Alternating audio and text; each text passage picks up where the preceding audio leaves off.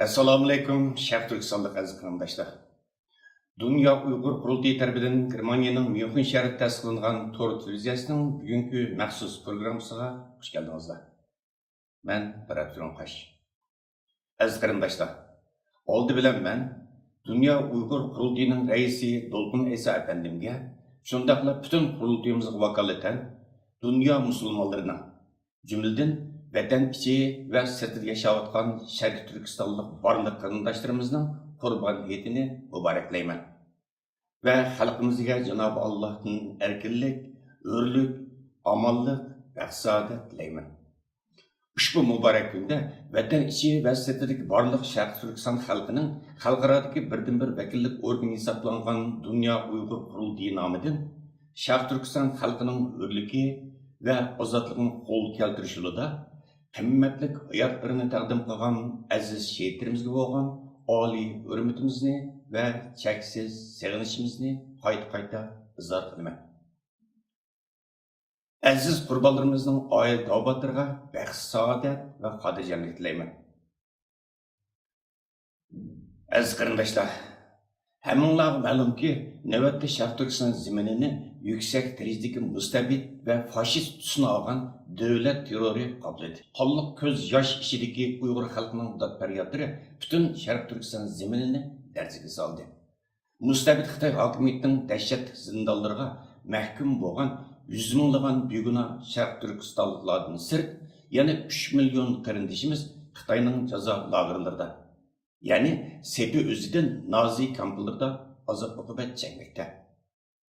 Bir bütün Uyghur milleti Komünist Xitoy hokimiyati tarafidan mudofaa ko'rishga va ta'qib qilishga tegishli millat deb qaralib, bütün Xitoy miqyosi bo'yicha Xitoy soqchi askarlarining va hatto Xitoy fuqarolarining xohlagancha bo'zaq qilishiga, xo'rlishiga, tutqun qilishiga, qiynishiga va o'ldirishiga yo'l qo'yib berildi.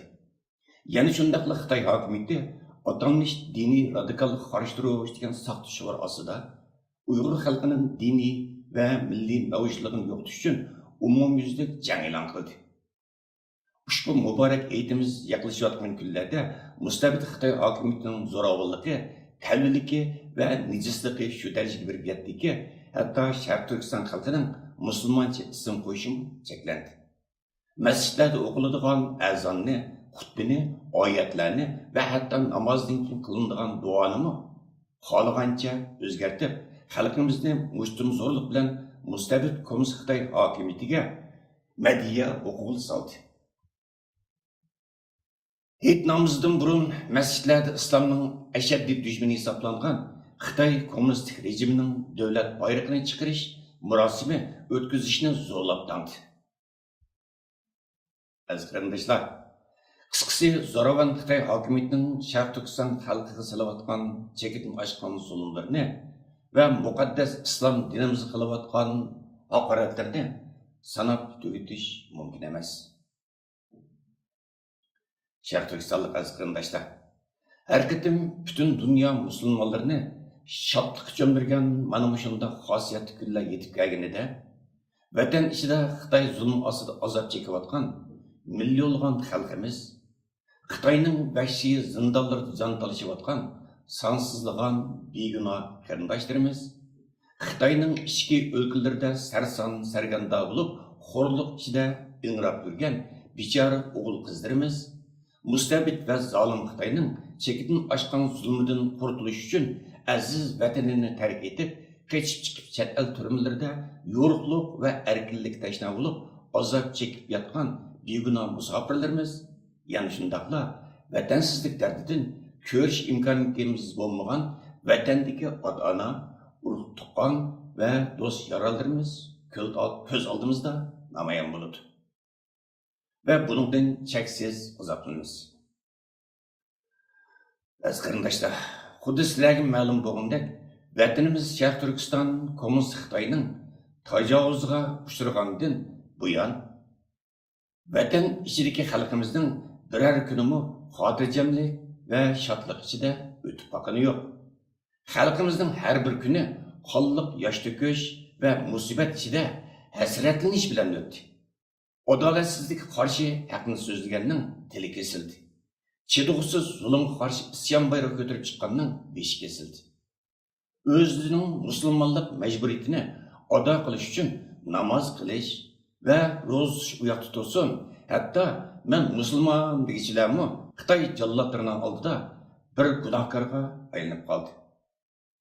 Dinsiz, shafqatsiz zolim kommunist Xitoy hokimiyati xalqimizning har qatimliq muborak et bayram kunlarini azob uqubat va zulmga to'lgan jahannam kunlariga va oylarga aylantirdi. Demak, haqiqat shuni isbotladiki, agar biz jasoratda kurash bilan o'z erkinligimizni va o'z taqdirimizni o'zimiz belgilash huquqimizni qo'limizga olmaydiganmiz, bizga abadiyan tinchlik, xotirjamlik va baxt saodat yo'q. Ya'ni shundaqla Alloh oldidagi musulmonlik majburiyatimizni ozodlik ichida ado qilishdimi mangu so'z ocholmaymiz. Shunga qarindoshlarim, mana bu ulug' oy va ulug' kunlarda har bir ibodatimizda Allohdan vatanimiz Sharq Turkistonga ozodlik va xalqimizga hurlik tilaylik. O'z xalqining hurligi va erkinligi yo'lida qurbon bo'lgan aziz shehitlarimizning ro'yiga Fatiha o'qiylik. Ularning suyumlik ota-ona va urug' tuqqanlarga sabr tilaylik. Har qatimliq namozlarimizda Janob Allohdan Xitoyning zindonlarida azob uqubat chekayotgan sonsizligan botir azmatlarimizning azobini yengiltishini tilab duo qilaylik. Ko'z yoshlarimiz har zaman vatan ichidagi mehribon xalqimizning qonliq ko'z yoshlari bilan birga bo'lsin. Aziz qarindoshlar, mana bu muborak et kunimizni xuddi Allohning buyrug'idek xayr-saxovat, diyonat, ihson, shafqat, birlik, ittifoqlik, do'stlik, hamkorlik va sevgi iyiga aylantiraylik ve buna tirishaylik. Ushbu muborak kunlarda Tayland ve başka ellerinin turmalarida ve lagerlarda azob uqubat chekayotgan jasur qarindoshlarimizga Allohdan kuch-quvvat ve nusrat tilaylik. Ularga yordam qo'limizni sunishni bir insoniy, milliy, diniy ve vijdoniy burchimiz deb bilaylik. Hammamiz ilgari o'zaro adovat, ziddiyat ve ixtiloflarni tamoman kallamizni sof qilib, vatan ichida zulm ichida jon talashayotgan xalqimizning hurligi ve ozodligi uchun milliy kurash yo'limizda birlikda ilgarilaylik. Muhojirat yashayotgan butun qarindoshlarimiz bu muborak kunlarda her zaman vatan ichidagi xalqimiz bilan bir tan, bir vujud ve bir nafas bo'lib, ularning qayg'usiga o'rtoq bo'laylik. Chet elning rahat farog'at turmushiga berilib ketishdan saqlanib, vatan ichida och yalang'ochlik ichida ingrayotgan xalqimizga yordam qo'limizni sunishni sharaf va majburiyat deb bilaylik. Aziz qarindoshlar, shuning ishonchimiz komilki, hammaga qodir Allohim biz Sharq Turkiston xalqiga hamon bir kun erkinlik, hurlik va baxt saodat ichida yashaydigan xosiyatli kunlarni nasib qilsin inshaalloh. Bütün xalqimning hayitiga qayta muborak bo'lsin. Aziz qarindoshlar, yetni tabriklash bilan birga Tuanda Dunyo Uyg'ur Qurultiyining Germaniyaning Myunxen shahrida Dunyo Uyg'ur yoshlari hamkorlik va do'stlik uchirish yig'inini o'tkazish haqidagi chaqiriqnomasining to'liq tekstini diqqatingizga taqdim qilamiz. Quloq silib anglaysizlar, bo'libmi yoshlarimiz. Aziz qarindoshlar, tarixning har qaysi davrlarida elib berilgan inqiloblarda yoshlar kurashning eng avangard qo'shini bo'lib keldi. Sharq Turkiston milliy inqilobi jarayonlaridami Uyg'ur yoshlari eng qaysar va eng jangovar, tavranmas rolni joriy qildirib keldi. Bugungi kunda Uyg'ur yoshlarining rolini joriy qildirish milliy harakatimiz uchun texmo zurriyat bo'lmoqda. Xitoy mustabid hokimiyatining Sharq Turkistondagi bostirish siyosatining barg'an siri ashaddilashganligi, hatto fojialik oqibatlarni paydo qilganligi Xitoyning Birlashgan Davlatlar Tashkiloti 96-navbatlik irqiy ayirmachilik qarshi turish yig'inida bergan javoblari va Xitoy axborot vositalarini Sharqi Turkiston to'g'riliq e'lon qilgan bayonlarida ochiqcha ifodalanmoqda. Vatan millatning taqdiri eng og'ir tahlikalarga yo'liqmoqda. Bundaq ciddi vaziyatda ciddi chora tadbirlar bilan Xitoyga qarshi unumli faoliyat planlarini tuzib harakat qilish muhojiratga milliy davoyimizning ta'xirsiz ehtiyoji bo'lmoqda.